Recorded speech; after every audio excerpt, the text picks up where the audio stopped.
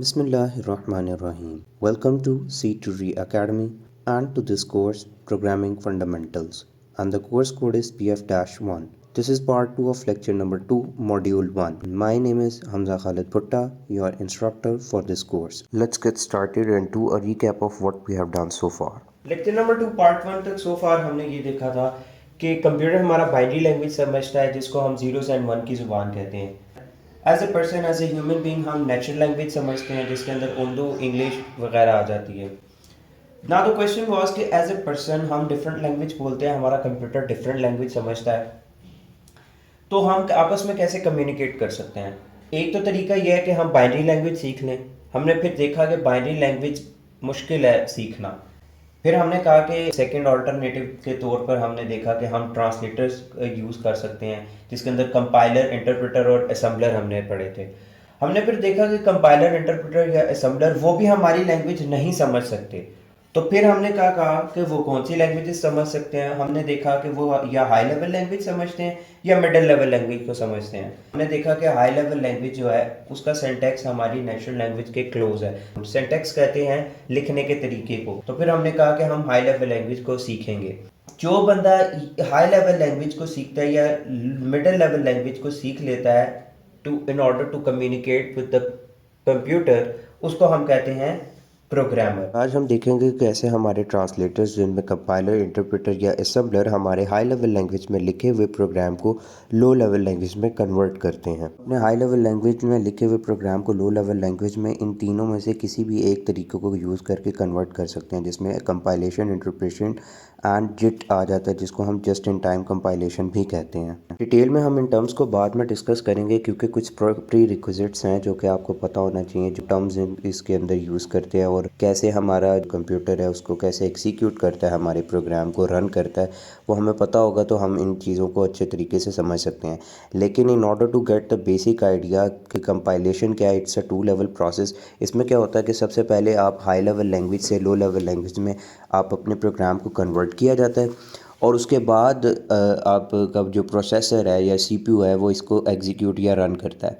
Interpretation में ये नहीं होता। इंटरप्रिटेशन में आप पहले से अपने प्रोग्राम को लो लेवल लैंग्वेज में कन्वर्ट नहीं करते, बल्कि क्या करते हैं, वो सारे का सारा आपका जो काम है वो रन टाइम पे हो रहा होता है। आपके प्रोग्राम को लाइन बाय लाइन रीड किया जाता है और इसे कन्वर्ट किया जाता है और एग्जीक्यूट किया जाता है। थर्ड वन इज़ जिट, और जिट इन दोनों का आप कॉम्बिनेशन कह सकते हैं, ठीक है।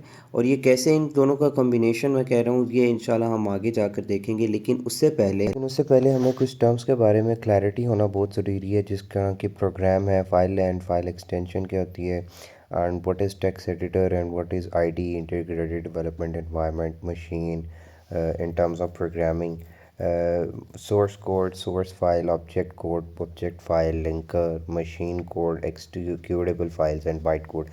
What are these terms? हम पहले इनको डिस्कस करेंगे in detail and we will look briefly कि किस तरह से हमारा कोई भी प्रोग्राम है उसे हम मशीन या कंप्यूटर हमारा कैसे रन करता है। तो सबसे पहली टर्म जिसके बारे में क्लैरिटी होना बहुत ज़रूरी है वो है प्रोग्राम। तो अभी तक हमने देखा था कि हम प्रॉब्लम का कोई सोल्यूशन निकालते हैं और अगर उसी सोल्यूशन को हम using some natural language represent करें तो उसको हम एल्गोरिदम कहते हैं। और प्रोग्रामिंग का कॉन्टेक्स्ट में अब हम टर्म सोल्यूशन नहीं यूज़ करेंगे, बल्कि हम क्या कहेंगे कि हमने प्रोग्रामिंग का एल्गोरिदम निकाला या लिखा है। जैसे कि राइट हैंड साइड पे 2 नंबर्स को 4 एंड 5 को ऐड करना है और फिर हमने कहा है कि उसके रिजल्ट जो भी है उसको स्टोर कर देना। एग्जाम्पल में देखा कि हमने एल्गोरिदम को बुलेट पॉइंट्स की फॉर्म में लिखा हुआ है, यानी स्टेप्स में।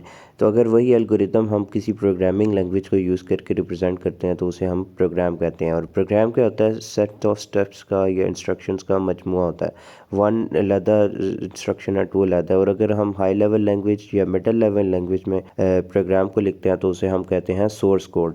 और यही अगर हम using some low level language program को रिप्रेजेंट करें बाइनरी फॉर्मेट में तो उसको हम क्या कहते हैं, मशीन कोड। जो नेक्स्ट टाइम अब हम डिस्कस करेंगे वो है file and file extensions. I am sure आप सबने ऑडियोज, वीडियोस, इमेजेस या टेक्स्ट को किसी न किसी फॉर्म में कंप्यूटर के अंदर यूज़ किया होगा और ये सारी चीज़ें फाइल्स की फॉर्म में कंप्यूटर के अंदर स्टोर की जाती हैं and they are all of different format and sizes. और आपको किस तरह पता लग सकता है कि ये किस फॉर्मेट की फाइल है, वीडियो, ऑडियो या इमेज है या टेक्स्ट है, by just looking at there file extension. File name basically consist of 2 parts. पहले पार्ट में हम एक्चुअल नाम लिखते हैं और सेकंड पार्ट में सेपरेटेड बाय डॉट हम उसकी एक्सटेंशन लिखते हैं, और एक्सटेंशन बताती है कि ये किस किस्म की फ़ाइल है और किसमें किस किस्म का कंटेंट या डेटा मौजूद है।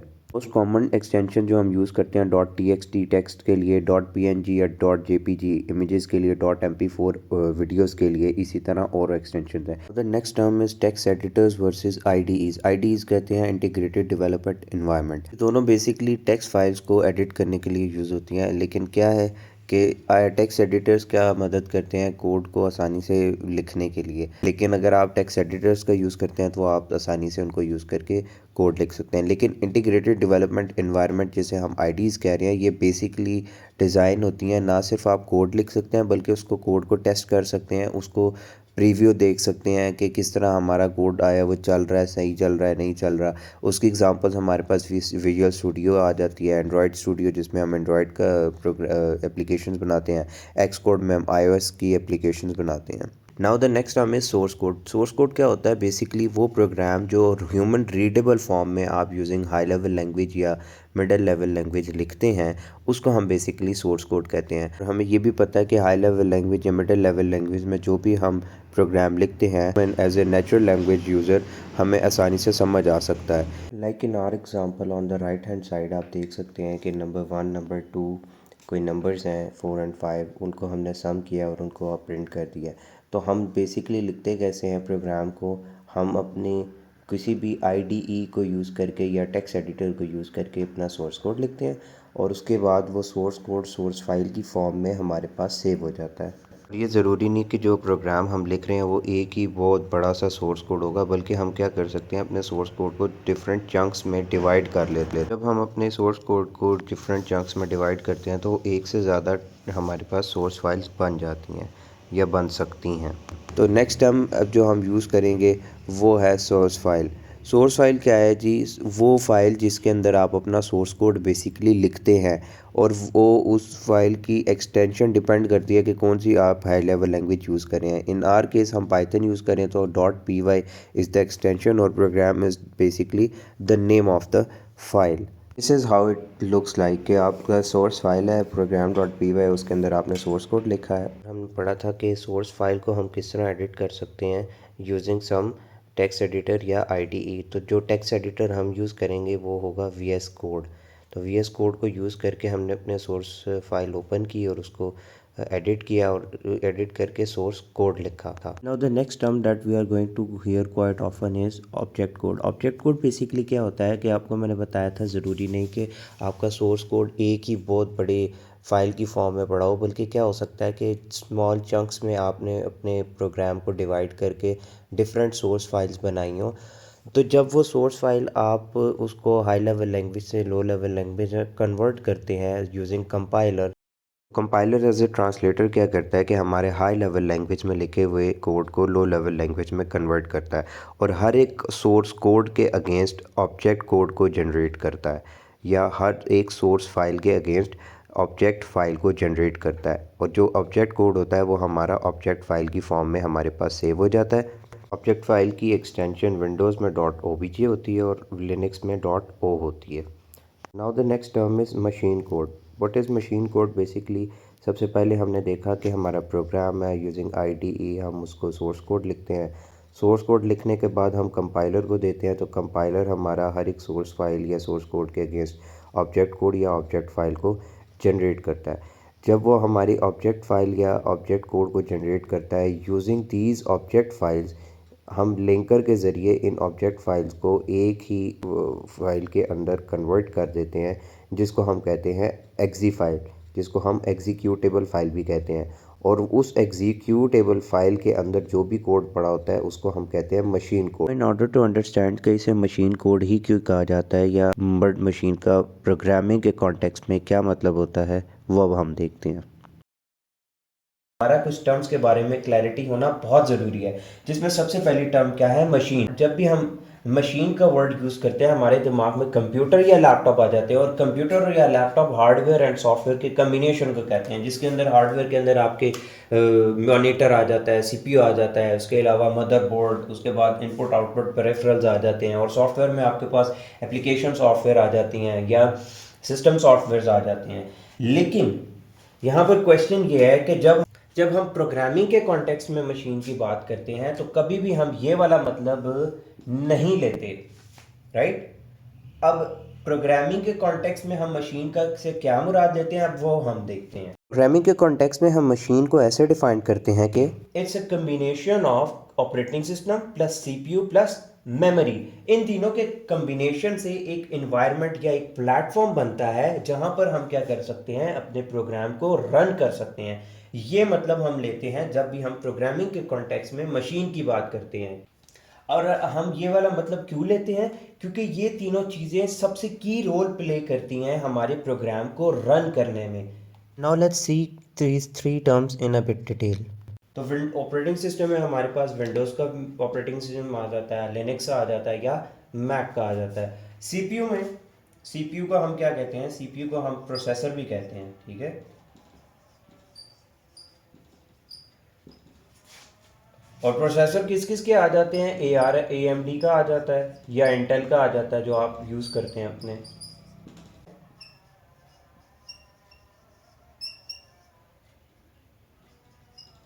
बेसिकली मेमोरी और स्टोरेज में ये फ़र्क है कि स्टोरेज के अंदर आप लॉन्ग टर्म के लिए डेटा को स्टोर करते हैं, और मेमोरी हमारे पास क्या है, शॉर्ट टर्म स्टोरेज है, जहाँ पर हम थोड़े टाइम के लिए आपकी मशीन क्या करती है कि इंस्ट्रक्शंस को स्टोर करवाती है in order to be processed by the processor. Now that we know कि व्हाट इज़ मशीन, और अब आप ये पढ़ रहे होंगे कि डिपेंडेंट होता है मशीन कोड हमारा सीपीयू या प्रोसेसर पे। इस टर्म का क्या मतलब है, इसके लिए हम देखते हैं कि सबसे पहले हमें देखना पड़ेगा कि हमारी मशीन किसी भी कोड किसी भी प्रोग्राम को कैसे रन करती है। अब हम ये देखेंगे कि बेसिक लेवल पे हमारे प्रोग्राम को वो मशीन कैसे रन करती है। In order to understand it हम एग्जांपल कंसिडर करेंगे लास्ट लेक्चर वाली, कि हमने देखा था कि किस तरह 4 और 5 को हम ऐड करते हैं। अब उसका जो रिजल्ट आएगा उसको हम मेमोरी में स्टोर करेंगे, कि हमारे पास ये मेमोरी है जिसे फॉर एग्जांपल आप रैम कह लें, राइट। और हमारे पास सीपीयू या प्रोसेसर है। अब हमारा एक प्रोग्राम था कि दो नंबर्स को ऐड करना था, 4 और 5 को। इंस्ट्रक्शन नंबर 1 क्या है,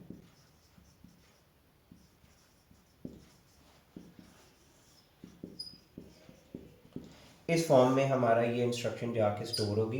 ये हमारे प्रोग्राम की इंस्ट्रक्शन बाइनरी लैंग्वेज में जाके स्टोर होगी। और इसी तरह इंस्ट्रक्शन नंबर 2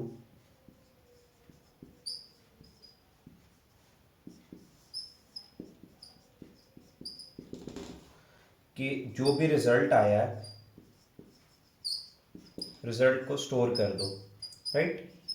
रिजल्ट को क्या कर दो, स्टोर कर दो। अब हमारा सीपीयू कैसे वर्क करता है, वो बेसिकली इस तरह करता है कि सबसे पहले वो फेच करता है इंस्ट्रक्शन को फ्रॉम द मेमोरी, ठीक है, और उसके बाद उसको क्या करता है, एग्जीक्यूट कर देता है। इसी तरह जब वो सेकेंड इंस्ट्रक्शन देखेगा कि उसको जो भी रिजल्ट आया उसको स्टोर कैसे करना है, सबसे पहले वो फेच करेगा मेमोरी से इंस्ट्रक्शन को, उसके बाद क्या करेगा, एग्जीक्यूट कर देगा, और यानी कि उस वाले रिजल्ट को स्टोर कर देगा। This is on the very basic level किस तरह ये प्रोग्राम रन होता है, हमारी मशीन उसको कैसे एग्जीक्यूट करती है या रन करती है। अब आपने यहाँ पर एक चीज़ नोट करनी है कि जो भी इंस्ट्रक्शंस जो हम लिखते हैं स्पेसिफिक होती हैं उस प्रोसेसर के लिए, यानी कि जो इंस्ट्रक्शंस हम इंटेल के प्रोसेसर के लिए लिखते हैं वो सिर्फ वही समझ सकता है, और इंस्ट्रक्शंस हम AMD के प्रोसेसर के लिए लिखेंगे या CPU के लिए लिखेंगे वो सिर्फ और सिर्फ वही समझ सकता है, ठीक है। इसको हम ये भी कहते हैं ISA, इंस्ट्रक्शन सेट आर्किटेक्चर। इसे हम क्या इंस्ट्रक्शन सेट आर्किटेक्चर भी कहते हैं, कि जो इंस्ट्रक्शंस हमारी इंटेल के प्रोसेसर के लिए लिखी गई हैं वो सिर्फ वही समझ सकता है, और जो AMD के लिए लिखी गई हैं वो सिर्फ वही समझ सकता है। और जो प्रोग्राम हमारा in the form of bunch of zeros and ones memory में स्टोर होता है उसको हम क्या कहते हैं, मशीन कोड। क्या कहते हैं, मशीन कोड।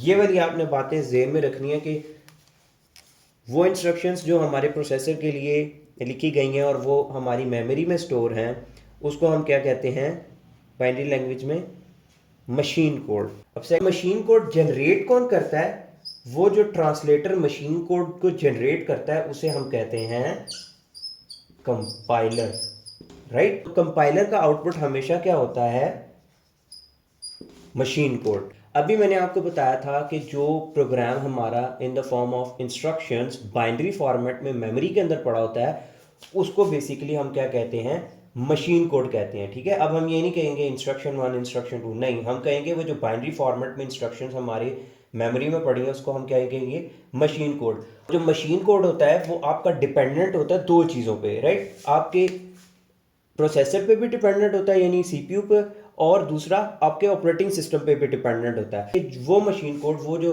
बाइनरी फॉर्मेट में इंस्ट्रक्शंस आपकी पड़ी हुई हैं जिसे हम मशीन कोड कह रहे हैं, वो अगर वो इंटेल के प्रोसेसर के लिए लिखी गई हैं तो वो सिर्फ उसे वही समझ सकता है। अगर वो एएमडी के प्रोसेसर के लिए लिखी गई हैं तो वो सिर्फ उसे समझ सकता है। दूसरा मैं क्या कह रहा था कि ये ऑपरेटिंग सिस्टम पे भी डिपेंडेंट होता है। अब इस वाली टर्म को हम देखते हैं थोड़ा सा डिटेल में। दैट वी नो कि हमारा जो मशीन कोड होता है प्लेटफॉर्म डिपेंडेंट होता है। क्या मतलब है कि जिस प्रोसेसर के लिए जो इंस्ट्रक्शंस लिखी जाएंगी मशीन कोड होगा, सिर्फ वही प्रोसेसर वो उसे समझ सकता है, जिसे हम इंस्ट्रक्शन सेट आर्किटेक्चर भी कह सकते हैं। कि अगर हमने इंटेल के लिए लिखी हैं वो इंस्ट्रक्शंस, तो उसे इंटेल का प्रोसेसर समझेगा। अगर एएमडी के लिए लिखे हैं तो एएमडी के लिए, उसे सिर्फ एएमडी ही मशीन कोड को अंडरस्टैंड कर सकता है। फिर हमने कहा कि ये ऑपरेटिंग सिस्टम डिपेंडेंट होता है। क्या मतलब, इसका क्या मतलब है कि जो भी कंपाइलर्स हम यूज़ करते हैं in order to convert our program from high level to low level language, जैसे कि यहाँ पर जीसीसी है, जीसीसी और जी प्लस प्लस दोनों कंपाइलर्स पार्ट हैं जीएनयू प्रोजेक्ट के, जो कि ग्रुप ऑफ कंपाइलर्स है। उसके अंदर ये दो कंपाइलर आते हैं और उसमें और भी लैंग्वेजेस के लिए कंपाइलर्स इंक्लूडेड हैं। तो उनमें से जो जीसीसी है वो सी लैंग्वेज के लिए यूज़ होता है और सी प्लस प्लस के लिए जी प्लस प्लस यूज़ होता है, ताकि in order to convert our program from high level language to machine code या लो लेवल लैंग्वेज। तो जीसीसी जो लिखा गया था वो लिखा गया था लिनक्स ऑपरेटिंग सिस्टम के लिए। उसी का वर्जन फिर अगर हम चलाना चाहते थे विंडो पे, तो विंडो पे हम डायरेक्टली नहीं थे चला सकते, बल्कि उसके लिए अलहदा वेरिएंट बनाया गया मिन GW। तो मिन GW से जब हम कन्वर्ट करते हैं अपना कोड, तो वो कोड फिर सिर्फ और सिर्फ किस पे चल सकता है, विंडोज़ के ऊपर चल सकता है। मिन GW stands for minimalistic GCC for Windows, और इसके भी वर्जन्स हैं 32 बिट ऑपरेटिंग सिस्टम के लिए अलग है, 64 बिट के लिए अलग है। और इसी तरह टर्बो सी है। टर्बो सी जो आपका है, जो सी कंपाइलर था उसके अंदर, वो बेसिकली लिखा गया था डॉस ऑपरेटिंग सिस्टम के लिए, जो कि 16 बिट ऑपरेटिंग सिस्टम है। तो अब आई होप आपको समझ आ गई होगी कि अगर हम कहते हैं कि हमारा जो मशीन कोड है वो प्लेटफॉर्म डिपेंडेंट होता है, वो इसलिए होता है कि आपका जो कंपाइलर है जो लिखा गया है कन्वर्ट करने के लिए आपके प्रोग्राम को, वो डिपेंडेंट होता है आपके ऑपरेटिंग सिस्टम के ऊपर। तो नेक्स्ट टर्म है हमारे पास, वो है एग्जीक्यूटेबल फाइल .exe फाइल, जिसे हम कहते हैं कि आप प्रोग्राम है उसको आपने सोर्स कोड लिखा, उसके बाद सोर्स कोड को आपने कंपाइलर के ज़रिए ऑब्जेक्ट कोड में कन्वर्ट किया। ऑब्जेक्ट कोड में कन्वर्ट होने के बाद लिंकर के ज़रिए जब उनको मर्ज किया एक ही फाइल में, उसको हम कहते हैं exe फाइल। अगर आप विंडोज़ यूज़र हैं तो जब भी आप कोई प्रोग्राम इंस्टॉल करते हैं, अपने पास डाउनलोड करते हैं, फॉर एग्ज़ाम्पल गूगल क्रोम है, अगर आपने इंस्टॉल करना हो ओपेरा है, या आपने कोई भी XYZ प्रोग्राम अपने पास इंस्टॉल करना हो, तो सबसे पहले आप क्या करते हैं, उसकी एग्जीक्यूटेबल फ़ाइल डाउनलोड करते हैं। और जब भी आप उसको डाउनलोड करें, उसके लास्ट में आप नोट करें तो .exe लिखा होता है। यही होती है मशीन कोड होता है, जो जब आप उससे डबल क्लिक करते हैं तो वो आपके पास इंस्टॉल हो जाता है, यानी आपके जो CPU है वो उसको एग्जीक्यूट कर देता है। Now this is the overview of the process we have done so far. सबसे पहले हम सोर्स कोड लिखते हैं, कंपाइल उसको करते हैं, फिर ऑब्जेक्ट कोड में या ऑब्जेक्ट फाइल बनती हैं, उसके बाद लिंकर के ज़रिए उनको मर्ज करके एग्जीक्यूटेबल फाइल बना दी जाती है। Thank you so much for watching. Kindly subscribe to our channel for more videos. Let us know with your questions and queries in order to improve our programme.